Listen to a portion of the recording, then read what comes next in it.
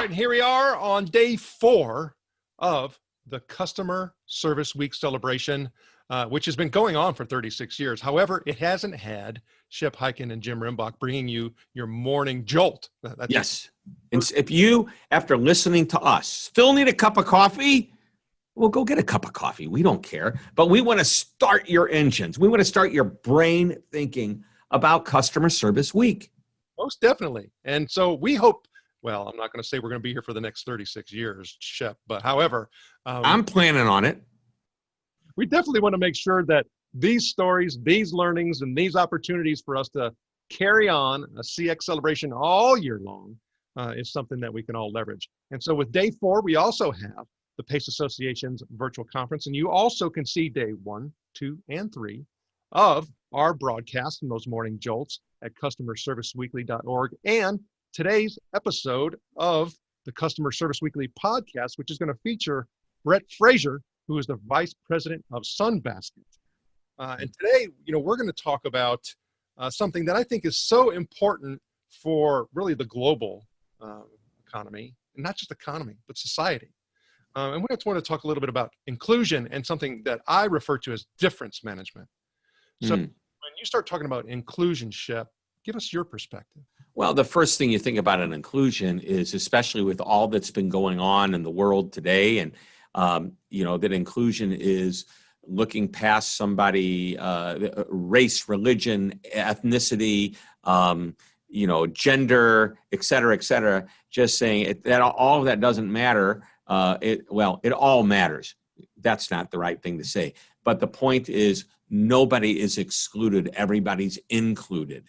And in that, I think when my daughters, I look at their friends, and they come from all walks of life, wealthy, poor, different colored skins, religions, and our kids. And I like to think that I'm in a generation, and you are today, that we see less of that, and our kids see even less of that, if not any of it at all, or they don't see it. I'm saying, I think to me, that's the first thing that comes to my mind. However, I know that's not what we're going to focus on today, although that's a pretty darn important topic regardless. Well, it is. And I think it's interesting that you even talk about kids, because, for me, I've got a 17-year-old daughter, 15-year-old son, and a 12-year-old son, and they will talk about inclusion, and they will talk about, not having those things prevent them from, interacting, engaging with people. But then they'll say things that I think we just automatically do because we are all built with certain bias.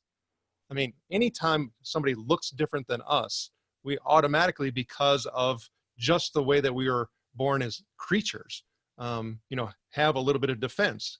Is this person going to harm me, or is this person going to help me? And I had the opportunity to talk about a lot of these types of bias which affect our inclusion with Gleb Skapersky, who is the author. Never go with your gut. Yes. Good. It's, I got to tell you though, I'm not pushing back, but maybe if I can just give you a perspective. I believe that it's not so much that it's the color of somebody's skin that makes somebody look different.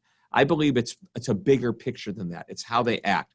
I had a wonderful opportunity. And by the way, I live in St. Louis, Missouri, and I'm not so sure there's a more racially tensioned city in the country with all that's been going on. We had the Michael Brown incident in Ferguson, which is a suburb of St. Louis, just a few years back. And of course, you had the murder up in Minnesota. Some terrible things have happened, but I digress on this. I was in Nigeria, and the gentleman that I was with had actually gone to college, probably, I'm going to say maybe 25, 30 years ago of all places. And by the way, he's truly African. I guess he's African-American now that he lives in Africa. But Nigerian, very handsome man, black, as dark black skin as you can. And he goes to Oklahoma for college, where he's the only black guy in most of his classes. And he asked me, after spending about a week in Nigeria, and I would be in these rooms, and he said, how did you feel being the only white guy in a room of 400, 500 black people? And I thought, until this moment, I never thought about it. And I'm going to tell you why I didn't think about it. Because they treated me the way I would treat them. And that's what the similarity was, which allowed me to see past anything and ideally make me anything, hopefully not racially biased. But I think that helps. If I walked into a bar in the north side of St. Louis, where I'm probably not really supposed to be there, and I'm going to get the stares of people, I'm going to feel this racial tension. It's going to be thick, and I can feel it, and I'm going to be very uncomfortable. But I really believe that so much of what makes us, for a better term, anti-inclusive, if you will, is the fact that we don't feel we're being treated the same. When we're all together and we're treating each other the same way, I don't think it matters. Yeah, and there's many different factors within that, and part of it is, the culture of your organization. Mm-hmm. Part of it is, your background that you're bringing into it. There's so many different factors, and I've heard everything from Morgan Freeman himself saying we need to stop talking about this, right? I mean, Yeah. the people who are saying we need to be open and talk about it. So you get all of these different perspectives on how to get to the point to where we are more aware of the things that are going on in our subconscious mind and bringing them forth so that we can really go do what we're talking about. Have Yep. a celebration of service, celebrate and appreciate the people at the front line that are serving our customers, and really allowing and enabling our organization to be the most successful that it could be. Yep. And inclusiveness, and without, forget about racial bias, any kind of bias. If I'm talking to somebody with a squeaky voice versus if I'm on the phone versus somebody that has the deep, very sophisticated sounding voice, man or woman, okay, I'm going to make assumptions about that person based on how I hear them. Wrong. You can't hold that book up again. You shouldn't judge. What does it say? What's the title of this book?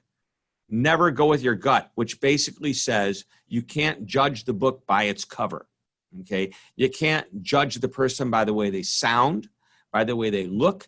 If Warren Buffett walked into your store driving if you are a fancy automobile dealership and Warren Buffett, one of the richest men in the world, or even Bill Gates, he walks around, his hair is all disheveled and he wears sweaters that, look old. If you didn't know it was them, and they drove in their everyday, so normal cars into a fancy car dealership, how many salespeople would jump up and run over and want to take care of those people, right?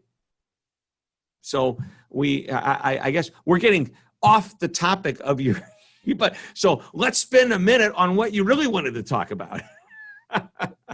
I mean, for all of us, we need to look at this differently. We are in a human business when you start talking about customer service, when you start talking about contact centers, when you start talking about leading of others, when you start talking about interacting with customers and retaining customers. It is a human business. And we have to be more aware of our humanity and with our flaws, and with our opportunities and capitalize upon those. And that's not easy. It's not an easy task, but it is a quest and it is a purpose. I'm not so sure, Jim, it could be said any better than that. Good job. Thank you. We'll see you tomorrow. Day 5. That's Can't right. wait.